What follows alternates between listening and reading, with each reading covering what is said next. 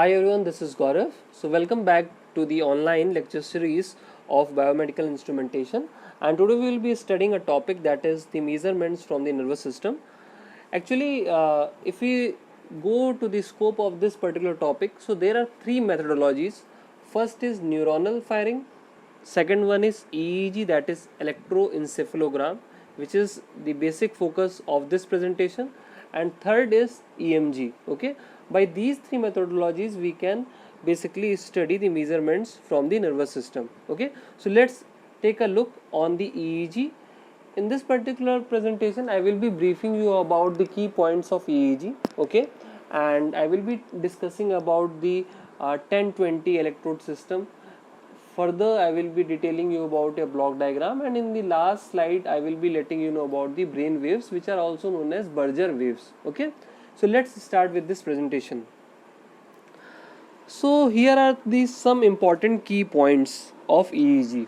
Okay, so to understand these key points, our basic focus is to understand how neuronal communication takes place. As I told you in my previous lecture, that functional unit, the basic functional unit of the nervous system is basically neuron.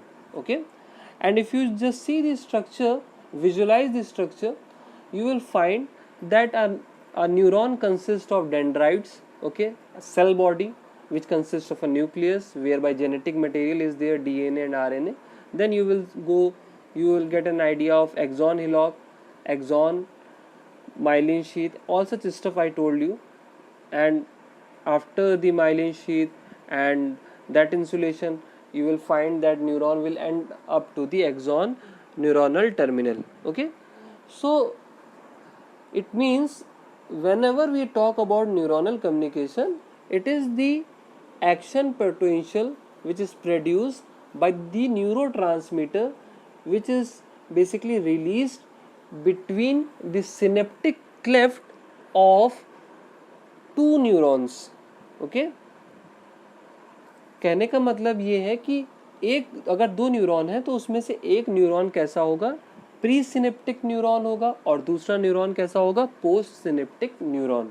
ठीक, तो जो pre synaptic neuron होगा उसका जो axon terminal होगा वहां से हमारा न्यूरोट्रांसमीटर रिलीज होगा, और वो न्यूरोट्रांसमीटर जब रिलीज होगा तो जो दूसरा हमारा न्यूरॉन होगा उसके डेंड्राइट्स में रिसेप्टर्स होंगे, और वो वहां पे रिसेप्टर उस चीज को रिसीव करेंगे, और further action potential cell body से होते हुए हमारा एक्सॉन टर्मिनल तक जाएगा. तो ये बेसिकली अगर आप देखोगे तो एक तरीके की रिकॉर्डिंग हो रही है इलेक्ट्रिकल एक्टिविटी की. ठीक है, और ये लॉन्ग इंटरवल ऑफ टाइम के लिए होती है. ठीक है, जहाँ पे प्रोमिनेंट सिग्नल के ग्रुप्स बनाए जाते हैं और उनको empirically diagnostic point of view से कंक्लूजन्स उन पे बनाया जाता है. ठीक, तो पहला पॉइंट तो आपको समझ में आ गया होगा कि it records the electrical activity of the brain bye suitable placing surface electrode on scalp. ठीक है, यहाँ पे surface electrode methodology word use हुआ है, बट आपको ये भी मालूम होना चाहिए कि ईईजी रिकॉर्ड करने के लिए कई तरीके के इलेक्ट्रोड्स होते हैं, जैसे जिनमें से कुछ मैं आपको बताता हूँ. जैसे एक होता है पील एंड स्टिक इलेक्ट्रोड, आप नोट कर सकते हो, पील एंड स्टिक इलेक्ट्रोड. दूसरा होता है सिल्वर प्लेटेड कप इलेक्ट्रोड, और तीसरा होता है नीडल इलेक्ट्रोड. ठीक, तो ये तीन तरीके के इलेक्ट्रोड्स होते हैं. और एक खास बात और मैं बताना चाहता हूँ आपको कि जो ईईजी के इलेक्ट्रोड्स होते हैं उनका साइज छोटा होता है as compare to ECG electrode. ECG electrocardiogram के जो इलेक्ट्रोड्स होते हैं उनका साइज बड़ा होता है as compare to EEG electrodes. ठीक, ये एक चीज़. दूसरी चीज़ आपको ये भी मालूम होना चाहिए, जो इलेक्ट्रोड इम्पीडेंस होता है वो बेसिकली 5 किलो ओम से कम होना चाहिए in the case of EEG. ठीक, ये चीज़ समझ में आ गई. दूसरी चीज़ आपको इम्पॉर्टेंट मैं बता दूं कि इलेक्ट्रोड के बारे में बात हो रही है तो इसका मतलब दो इलेक्ट्रोड्स के बीच में कुछ ना कुछ क्या होगा, पोटेंशियल डिफरेंस डेवलप होगा, कुछ वोल्टेज डिफरेंस होगा. इसका मतलब अगर हम एक पर्टिकुलर इलेक्ट्रोड को रेफरेंस इलेक्ट्रोड मान लें, ठीक है, और दूसरे इलेक्ट्रोड को हम स्काल्प पे प्लेस कर दें, तो उनके बीच का जो पोटेंशियल डिफरेंस होगा वो माइक्रोवोल्ट्स में होगा, और फर्दर उसको एम्पलीफाई करके हम उसको स्टडी कर सकते हैं. ठीक, तो बेसिकली पर्पस ये है. तो सेकंड पॉइंट जो इसमें बोला जा रहा है, उसमें लिखा हुआ है सेकंड पॉइंट में कि minimum of 25 electrodes, okay, minimum of 25 electrodes are basically used, okay, जिसमें से 21 को जो स्काल्प पे लगाना है, उसमें से 25 में से बचे हुए में से एक होगा सिस्टम रेफरेंस इलेक्ट्रोड, एक होगा ग्राउंड और दो होते हैं एक्स्ट्रा, ठीक है। तो ये हो गया। थर्ड पॉइंट पे अगर आप देखेंगे तो थर्ड पॉइंट ये कहता है कि EEG electrodes are arranged on the scalp according to the standard known as 10/20 system adopted by American EEG society. बहुत इंपॉर्टेंट पॉइंट है ये जो ये कॉन्सेप्ट बताया गया है कि स्टैंडर्ड बनाया गया है कि इलेक्ट्रोड्स को किस तरीके से प्लेस करना है, इस स्टैंडर्ड का नाम बोला गया है 10/20 सिस्टम। और ये जो स्टैंडर्ड लिया गया है ये अमेरिकन ईईजी सोसाइटी से लिया गया, ठीक है। अब मैं आपको बताता हूँ ये एक्चुअली है क्या। देखिए इसमें क्या होता है, जो इलेक्ट्रोड्स का डिस्टेंस होता है वो 10% या 20% के आसपास होता है, और ये कोरोनल रीजन, सैजिटल रीजन और सर्कमफ्रेंशियल आर्क बनाते हुए, ठीक, जो कार्नियम का रीजन होता है वहाँ पे इसको एक सेटअप के फॉर्म में अरेंज किया जाता है, ठीक। अभी आप बस आपका जो स्कोप है इस पर्टिकुलर सब्जेक्ट का, आप बस ये चीज़ याद रखिए कि यहाँ पे ये अगर वर्डिंग यूज़ होती है कि कौन सा नॉन स्टैंडर्ड यूज़ किया जाता है तो 10/20 स्टैंडर्ड, ठीक। उसके बाद जब ये सारी मैकेनिज़्म हो जाते हैं, दो इलेक्ट्रोड्स के बीच का पोटेंशियल डिफरेंस मेज़र करते हुए, इसको एम्पलीफायर के थ्रू पास करते, डिफरेंशियल एम्पलीफायर के थ्रू पास करते हुए जब ये पूरी हो जाता है तो जो आउटपुट ऑब्टेन होता है उसकी फास्ट फोरियर ट्रांसफॉर्म किया जाता है, जहाँ पे डिजिटाइज्ड ईईजी पैटर्न्स को समझा जाता है in the form of spectrum, ठीक। इसी तरीके से एम्पलीट्यूड की भी एनालिसिस होती है, जो भी आपका आउटपुट आता है उसकी एम्पलीट्यूड की भी एनालिसिस होती है, वो एक क्लिनिकल चेंज को सिग्निफाई करता है, ठीक है। और अगर एम्पलीट्यूड हमारा बढ़ता है तो पावर भी हमारी क्या होगी, बढ़ेगी। अगर एम्पलीट्यूड घटेगा तो पावर भी हमारी क्या होगी, घटेगी। ये चीज़ ध्यान रखना। जो ईईजी मैंने भी आपको बताया, जिसका पोटेंशियल डिफरेंस जो बता रहा हूँ ये माइक्रो वोल्ट्स में होता है, और पावर जो होती है वो नैनो वॉट से पीको वॉट्स की रेंज में होती है, ठीक। अब हम लोग अगली स्लाइड पे चलते हैं और देखते हैं कि एक्चुअली ये 10/20 system of placement of electrode क्या है। अब आप देखिए ये स्काल्प का स्ट्रक्चर यहाँ पे दिया हुआ है, और इसमें देखिए कुछ आप देखिए T3 T5 लिखा है, ठीक। यहाँ पे अगर आप ध्यान से देखेंगे T3 T5, तो ये T का मतलब क्या है, टेम्पोरल। O1 O2 का मतलब क्या, ओसीपिटल, ठीक है। ये पार्ट ऑफ द ब्रेन है। अगर ऑर्गेनाइजेशन ऑफ ब्रेन के बारे में आप पढ़ोगे तो ये सारी चीज़ें पढ़ोगे, टेम्पोरल लोब, ओसीपिटल लोब, ठीक है। ये भी हमारा टेम्पोरल है, ठीक। ये क्या है, हमारा फ्रंटल लोब हो गया, ठीक। इसी तरीके से P3 PZ P4 ये हमारे क्या है, पेरियाटल लोब्स हैं, ठीक। तो अब आपको मोर और लेस एक आइडिया लग गया होगा। और ये जो C3 CZ C4 है इसको बोला जाता है सेंट्रल, ठीक। तो F जो सिग्निफाई कर रहा है दैट इज फ्रंटल, T जो सिग्निफाइज कर रहा है टेम्पोरल, O सिग्निफाइज कर रहा है ओसीपिटल। फिर दूसरे हेमिस्फीयर पे आएंगे तो आप फिर देखेंगे T6 T4 है, ये भी क्या है, टेम्पोरल है, ठीक। C3 CZ C4 ये क्या है, सेंट्रल पार्ट को दर्शाते हैं, ठीक। तो ये इस तरीके से इलेक्ट्रोड का अरेंजमेंट यहाँ पे किया गया है। फ्रंटल पार्ट में अगर आप देखोगे तो कितने इलेक्ट्रोड्स लगे हुए हैं, ऑलमोस्ट 8 इलेक्ट्रोड्स हैं, ठीक। इसी तरीके से टेम्पोरल में देखोगे तो यहाँ पे 2 और यहाँ पे 2, ठीक। इसी तरीके से यहाँ पे देखोगे ओसीपिटल में। तो ये हमारे इस तरीके से पूरे जो स्काल्प है, ठीक है, ये पूरा जो स्काल्प है यहाँ पे इलेक्ट्रोड्स का प्लेसमेंट इस तरीके से होता है, ठीक। कंपटीशन में ज़्यादातर यही पूछा जाता है कि कौन सा नॉन स्टैंडर्ड यूज़ होता है, तो आप याद रखिएगा 10/20 system of placement of electrodes, ठीक। क्योंकि ये जो ब्रेन वेव्स होती हैं स्टोकेस्टिक इन नेचर रहती हैं। स्टोकेस्टिक का मतलब क्या है, बहुत इंटरमिटेंसी है इनमें, ठीक है। लॉन्ग इंटरवल ऑफ टाइम के लिए इनको देखना है, इनको मेजर करना है, इनका बिहेवियर एनालिसिस करनी है, इसलिए इतने इलेक्ट्रोड्स को प्लेस किया गया है, सरफेस इलेक्ट्रोड्स को प्लेस किया गया है, ठीक।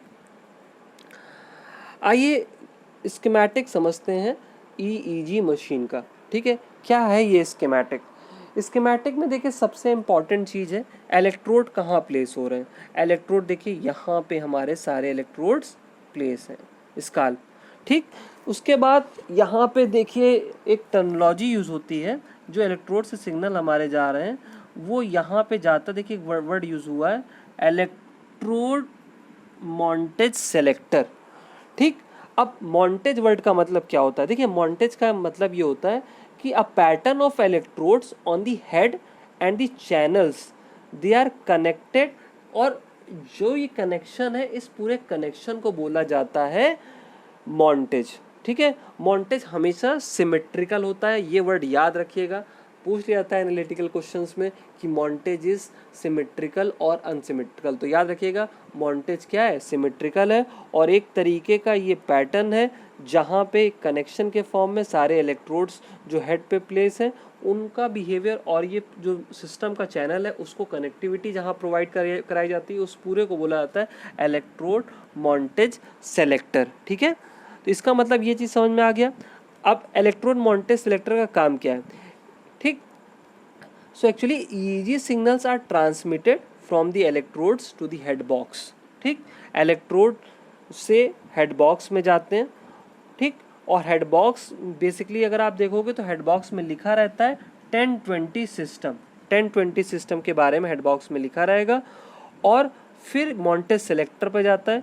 मॉन्टेज सेलेक्टर के बाद यहाँ पे अगर आप देखेंगे तो ईईजी मशीन के बारे में बात की गई है। ठीक है, यहाँ पे अगर आप देखेंगे ईईजी मशीन के बारे में बात की गई है, और यहाँ पे अगर आप पूरा सिग्नल सिस्टम को देखेंगे तो यहाँ पे हमारे पास एम्पलीफायर लगा है। ठीक, और एम्पलीफायर के अंदर हाई पास फिल्टर है, लो पास फिल्टर है, नॉच फिल्टर है, और सेंसिटिविटी के बारे में बात की गई है। ठीक, तो ये एक इम्पॉर्टेंट कॉन्सेप्ट है, समझ लीजिएगा। आप समझते हैं कि जैसे हाई पास फिल्टर है, लो पास फिल्टर है, नॉच है, सेंसिटिविटी, इसका ये मतलब है कि अगर सिस्टम में सपोज करिए नॉइज है, आर्टिफैक्ट्स है, तो अगर सिस्टम में नॉइज है तो अगर आपको नॉइज को रिमूव करना है तो आप कैसा फिल्टर यूज़ करोगे? सीधी सी बात है, आप लो पास फिल्टर यूज़ करोगे। ठीक है, और हाई फ्रीक्वेंसीज को क्या करोगे? स्टॉप करोगे। तो इसका मतलब जो फ्रीक्वेंसी रेंज है हाई लो पास नॉच की, उनकी एनालिसिस हम लोग कर सकते हैं। ठीक है, तो ये एक बेसिक फंडामेंटल है, इससे आप सेलेक्टेबल पोजीशन फ्रीक्वेंसीज की ले सकते हो और टाइम कांस्टेंट भी उनका डिफाइन कर सकते हो, और यहाँ से फिल्टरिंग एक्शन भी यूज़ कर सकते हो, जो भी हमारे एक्सेप्शनल सर्कमस्टेंसेस प्रोड्यूस होते हैं और किस तरीके से इंटरफेरेंस को रिमूव किया जाए। तो यहाँ पे फिल्टर्स का काफ़ी क्रूशियल रोल है। ठीक, इसी तरीके से अगर हम लोग सेंसिटिविटी कंट्रोल के बारे में बात करें, इसी सेगमेंट में एम्पलीफायर्स वाले सेगमेंट में सेंसिटिविटी के बारे में बात करेंगे। ठीक, तो overall sensitivity of EEG machine, ठीक, it is the gain of the amplifier multiplied by sensitivity of the writer. okay, the writer sensitivity क्या होती है? 1 सेंटीमीटर प्रति वोल्ट, मतलब 1 सेंटीमीटर पर वोल्ट होती है राइटर की हमारी सेंसिटिविटी। ओके, तो ओवरऑल अगर देखा जाए तो ओवरऑल जो एम्पलीफायर का जो गेन होता है वो 20,000 के आसपास रहेगा। अगर हमारे पास जो सिग्नल है 50 माइक्रोवोल्ट, तो उसके अकॉर्डिंगली एम्पलीफायर गेन 20,000 होना चाहिए। ये आप याद रखिएगा, अगर 50 माइक्रोवोल्ट है हमारा सिग्नल की स्ट्रेंथ, तो ओवरऑल एम्पलीफायर का गेन कितना होना चाहिए? 20,000। तो इसके अकॉर्डिंगली आप सेंसिटिविटी को आप यूज़ कर सकते हो, जो भी प्रॉब्लम आती है जो मशीन्स में उसको आप ओवरकम कर सकते हो। ठीक है, तो यहाँ पे तो समझ में आ गया हमारा एम्पलीफायर। ठीक, तो अब सिग्नल एम्पलीफायर पे गया।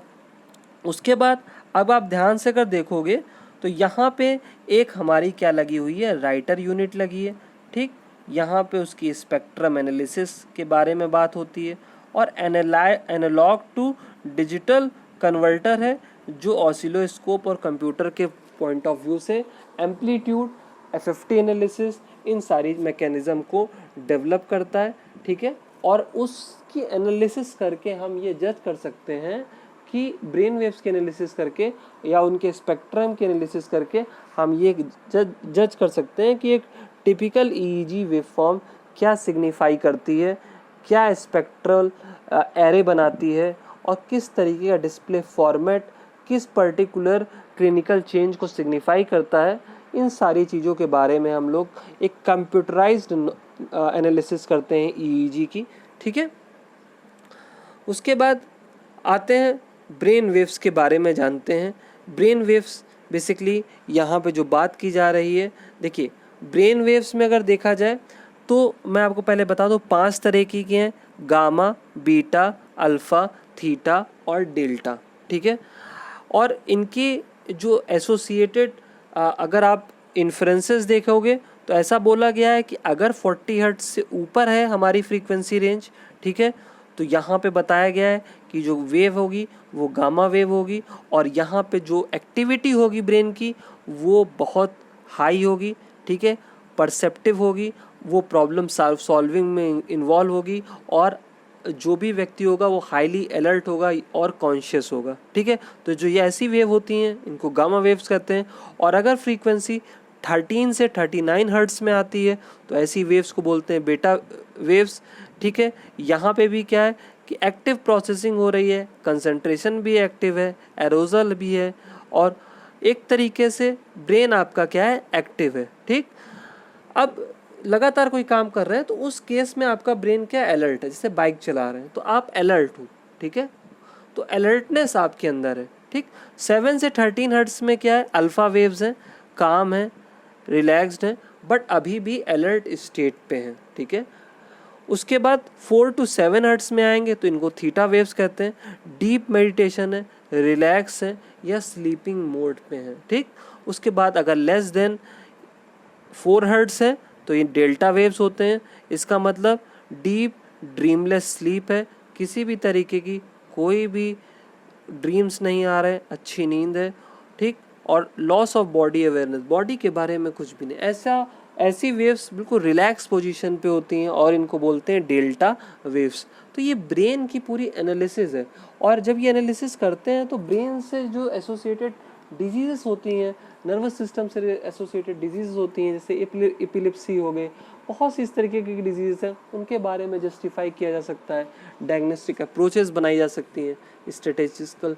तो ये एक एनालिसिस पॉइंट ऑफ व्यू से ईईजी बहुत ही क्रूशियल है। ठीक, की टेक्स ले लेते हैं। आउटपुट के बारे में भी बताया, किस तरीके का 8 चैनल पेन रिकॉर्डर यूज़ करते हैं, इवोक पोटेंशियल के बारे में बता ही चुका हूँ मैं कि डिस्टर्बेंसेस आएंगे, उन सब चीज़ों के आर्टिफैक्ट्स के बारे में बताया। टाइम डिले, स्टिमुलस और response can also be measured by the signal processing unit. So this is all about the EEG. If you have any doubt please do comment and let me know. I will be letting you know about EMG as well in my subsequent videos. Thanks for watching. Have a good day.